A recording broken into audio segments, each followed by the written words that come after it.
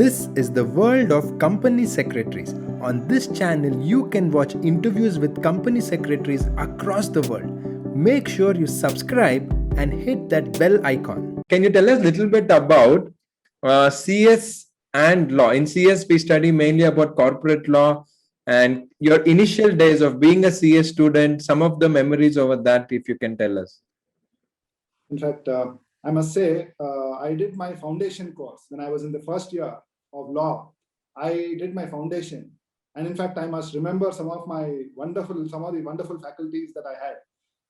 I had Mr. J. Sundareshan for company law. I had Mr. Vinayagiri for law subjects when I was doing my foundation course. They were simply excellent. In fact, I would say a good teacher teaches. The best of teacher inspires. So you have to ignite that flame to inspire the student to pick up and learn the subject, and that is what they did. So there was no looking back, and that inspired and that motivated me to go into the subject.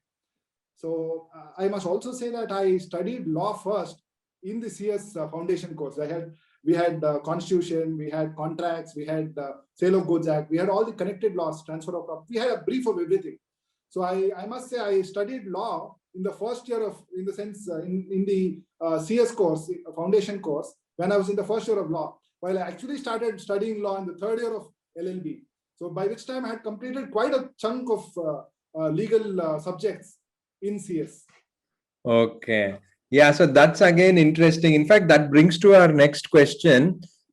This concept that law and CS is complementary. In fact, even for our viewers, I keep telling that because even I have studied law and CS, in fact, from the same college where you did. Why do you think it's complementary? From someone who's been around for more than 20 years in the industry, your message to students who are confused, especially the ones who come from the BCom background, they said, should we really do law? Why is it complementary? Can you please give your views on this? In fact, the students from the BCom background should find it easier to continue and do CS. In fact, I would like to relate back in time and say, I failed in accounts when I took up my executive, that is inter. I lost by 2 marks, 38. 40 is a passing mark, and I got the aggregate. I passed out, I cleared all my subjects, but accounts I lost out because I had no background in accounts. That was that failure was the first time I had ever tasted failure, in the sense failure for the first time in life. Correct. But I scored well even in the foundation course. But this was something that was a challenge to me. So then I decided, no, I will surely clear it. Then I took coaching and tuitions. In fact, I had Mr. Mahadevan, who was a chartered accountant, who guided me on the accounts, company account side, and later on taxation, direct, indirect. He's no more. In fact, he handheld me insofar as cost accountancy, management accountancy, and helped me understand the topic. And when you ask a question, how CS and law go together, I would say a lawyer, a lawyer who does not know accounts would find it really difficult to understand the accounting aspects, the double entry system. Probably you look at the balance sheet, profit and loss account. We know for a fact that there could be a lot of window dressing. A lot of window dressing happens. You know how things can be manipulated only when you understand how the whole thing works, how company accounts works. So it becomes important for a person to understand law and also accountancy. It goes hand in hand. And not only that, there are a lot of practical things which you understand when you actually learn the related subjects. And it becomes easy for you to grasp things and understand where actually things are going wrong. Now, probably if I were to only have done law, I would have missed a lot of things because you see a lot of manipulation in accounts. You see a lot of things going wrong, siphoning of funds. You see a lot of things being manipulated on the invoice, a lot of transactions happening in cash. All these things you can understand how the manipulation happens if you understand accounts. So that way, it really helps. That's where I say it complements, CS and law complement each other. And I must say, CS is a real comprehensive course, which gives you insight into legal subjects, accountancy subjects, probably economics. So it caters to, you have a wide canvas on which you probably can decide your future as well. Now you have a whole lot of subjects to learn. But of course, you have the option to choose your subject when you come out, when you pass out of the course. Now, when you become a company secretary, you can decide which area you would want to practice: GST, NCLT, or practice on the FEMA, SEBI. So you have a wide canvas to play on. So I really feel that advantage. Yes, sir. So I think we want to just dig a little deeper into the same topic. Can you tell us about the CS syllabus as a whole? Like over the years, CS has or the ICSI is always changing the syllabus and making sure it is as relevant as possible for the real world. Since you have done law, which is a 5-year law, and the CS course, about the syllabus, can you please tell us a little bit more?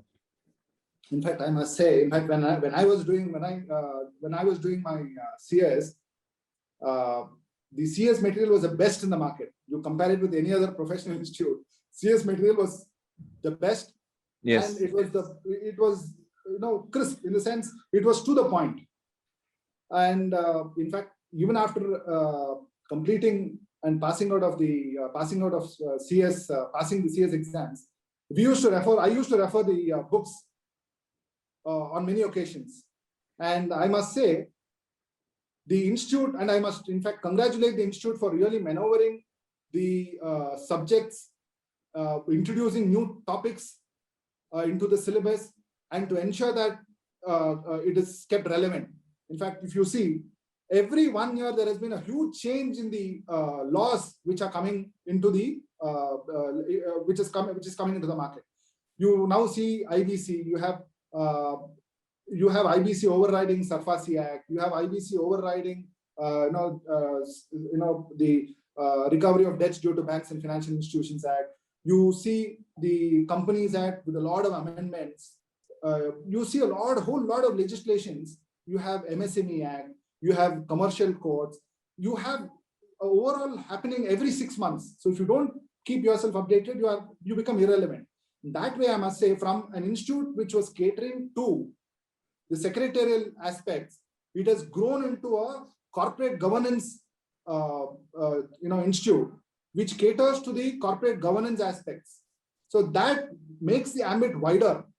In fact, I must say, today company secretaries' scope is just not limited to secretarial work. You have appearances before the NCLT, NCLAT. You have appearances before GST, different tribunals, and secretarial work on the FEMA front, on the SEBI, on the stock exchanges. So you have a whole gamut, and it is because of the positioning by the institute and and upgrading the subjects in syllabus to ensure that the members and the students measure up and keep themselves updated with the changes.